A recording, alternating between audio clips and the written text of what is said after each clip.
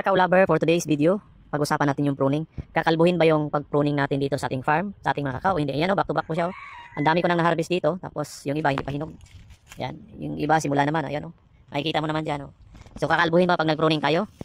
Meron kasing iba na naguguluhan kung kakalbuhin ba o hindi. Depende po sa pruning natin mga kakao lover, no?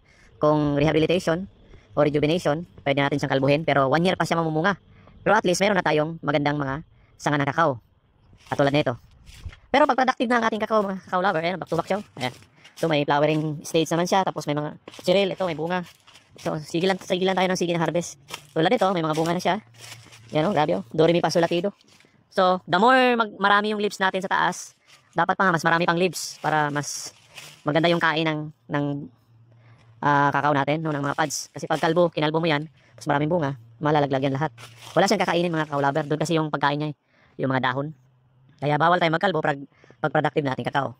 So kailan mag-pruning? Katulad nito, after ng harvest, pwede na tayo mag-pruning katulad nito. Yan. So, konti na lang yung bunga, pwede na tayo mag-pruning. Pero sa akin, hindi ko ipo-prune ito kasi maganda yung forma niya. Maganda na yung forma niya. Formado na siya. So wala nang pruning yan. Kahit yung tipping dun sa taas, wala na kasi formado na siya. Alright? So bawal pa tayo magkalbo. Katulad nun, daming bunga itong nakaraan.